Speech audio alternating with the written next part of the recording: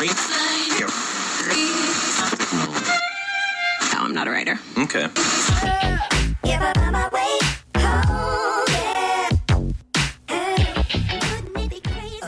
And here we go. This is Mike Lodge. I am the business advisor, and it is a Wednesday morning, and it's beautiful out. Listen, last night, let me tell you, we had some weather here. I mean, it was dramatic weather.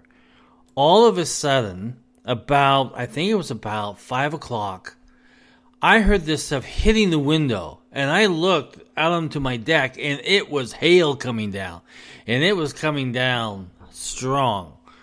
It went for like around 10 minutes, and then it stopped, and then it came back again, and then the rain came down, and we were flooded out here in my backyard. But I tell you, because it was so funny, because we were up at 85 degrees, we had blue skies, and then I went inside the house, and I was working in my office and doing stuff, and then all of a sudden, wham, bam, thank you, ma'am, it was really hitting the house. It was an interesting thing. I recorded it because I'd never seen it come down like that before. Well, in California, we don't get stuff like that. Usually it's stuff falling out of the sky, but never ice. It's other stuff. Car coming off an off-ramp. We have all kinds of different amusements in California. Here in South Carolina, it's beautiful. Right now, I'm looking outside. Flowers in bloom. The sun is shining through the trees. Perfect day. So what happened this morning? Well, CPI came out. The Consumer Price Index, which shows what inflation is. And we went up 0.4%, which means that overall, it increased from a year ago. It went up 4.9%. Now, this is what I don't understand. So I read this. I read this one thing that said inflation came in lower than expected. They were expecting 5% overall. 5%. It came in at 4.9. You round that up, it's 5%. Okay. So S&P was out there shouting and screaming and saying, yay, it came in lower. It's still 5%. Let's just say it's 5%. My gosh. I tell you, we're crazy. One of the things, though, that is keeping that prices up is the Consumer Price Index. It rose 0.4% in April, pushed up by higher auto prices. Now, I have been talking to you about how I've been trying to buy these cars so I can go on a trip, and I can't do it yet because they're just too expensive, used and new cars. I was so surprised. I'll put the link down below. But people were out looking. There's a vlogger on YouTube that goes out and looks at pricing of cars. Toyotas, small SUV, $70,000. Because here's what's happened is that Toyota decided that they would ship a lot of the vehicles to other countries.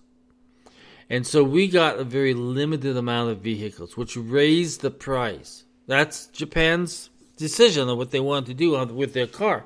So they raised the prices up to $70,000, even up to $90,000 I saw on some of these cars. For a Toyota, for a Japanese car, for just a normal commuting car. So a lot of these car dealers are in the same situation also. If you look at Jeep and other car makers, U.S. car makers, Ford 150 is over $100,000. How in the world, I was going to say hell, but how in the world can you charge that much for a car?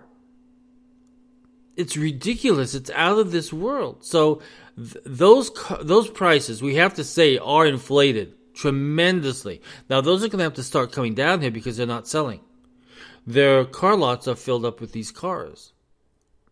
And they cannot sell them. So at some point in time, they're going to have to offer some big incentives and also lower those costs, lower those prices. And then the car dealers are making money because now they're starting to charge all of these different types of fees.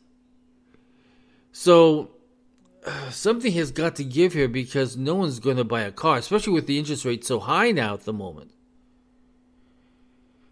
And I tell you, it's got me in a pickle because I don't know exactly what to do. I'm just trying to keep my car limping along here. It's not really limping. It's going pretty good.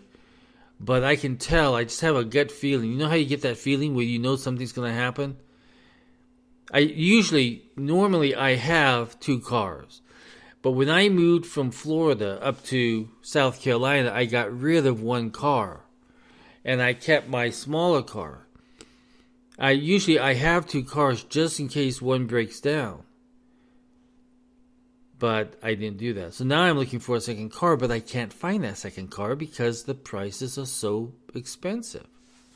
So expensive. So inflation is up again. Food prices are up again. They have not come down at all.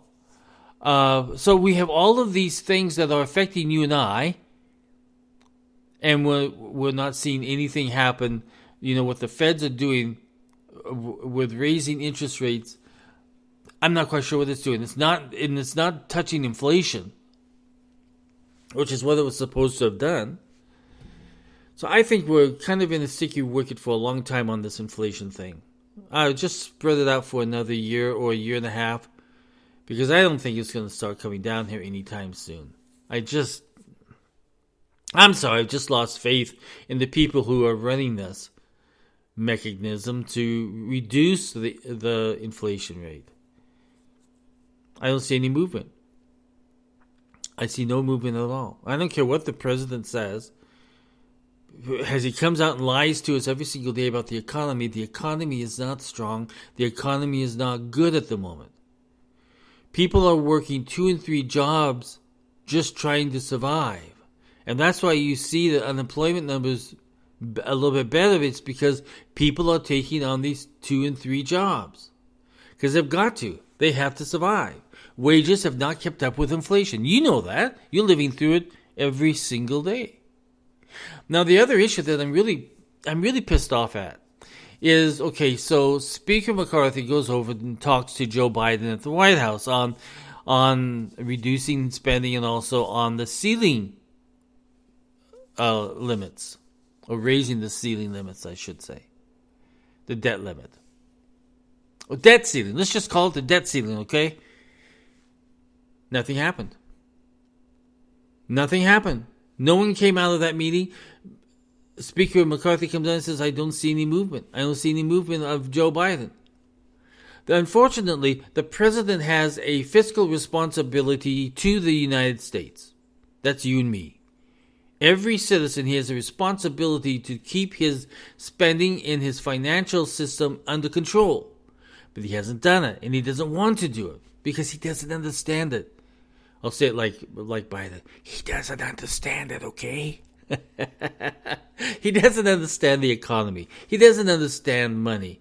He knows how to get money from foreign governments for his own personal bank accounts. Allegedly. We have a problem here in the United States where we have a president that does not know what he's doing.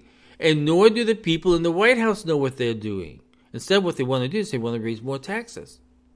They're raising taxes on everything. They're raising taxes on cryptocurrency. They're raising taxes on fuel. They're raising taxes on billionaires. They're raising, you just name it, they're raising taxes on it. Well, they want to raise taxes. That's to go through Congress. So the president wants to invoke the 14th Amendment that gives him a little bit of leeway on paying bills.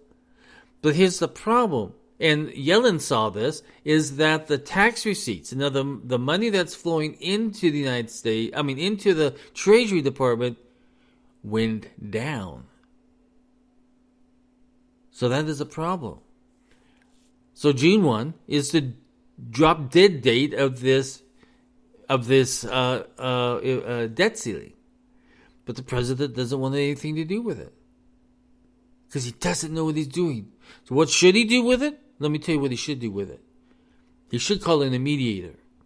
And let's look at the plan and let's begin discussing the plan. Line by line by line. Until you've gone through the whole thing. Both sides are there. The White House is there. And the members of Congress are there. and a member of the Senate. And those individuals should be going line by line, and they should have been doing it right now. They should, listen, we knew back in 2022 that the debt ceiling was going to be in June. We knew it a long time ago. So, November, December, January, February, March, April, and now May, and we still don't have any talking going on. We don't have any negotiations going on. We have a plan on the table. Republicans have put a plan on the table. As Schumer and as the president said, show me something, show me something, show me something. Like little bratty little kids out in the playground trying to be bullies. And the GOP showed them something. They put a plan on the table. They put a bill. It was passed by Congress. It's on the plan. It raised the debt ceiling and it cut some spending. So they've got something. They've got something to talk about. They've got something to negotiate on. But you've got politicians that don't think like we do in business. We know that every year we have to sit down and do our budgets in our business. And we look at ways of cutting costs and look at ways of enhancing our operating system so that we are saving money. That's what we think about in business. So we look at where our revenue sources are coming in, what our expenses are, what can we cut, and we get to a budget, a bottom line budget. So we know what our cash flow is going to be for the year. And that is exactly what Biden should be doing. But he's not doing it because he doesn't understand how money works. He doesn't. All he knows is he votes for something and they spend it. That's it. They don't think about anything else of how it affects the government and how it affects you and me. When we have a high debt ceiling, and when the debt ceiling gets raised and raised again, that means that there's more debt that you and I have to share.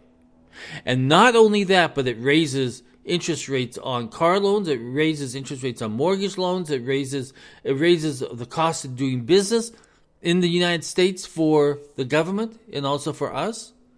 So we have a problem where we don't have anybody in the White House that understands what his decision-making process is doing is creating more problems for the American people. So he has a financial responsibility to us to manage that money well, but right now he's not managing it at all. He's just spending it. So he's not looking at any other alternatives that are at his grasp to help the American people.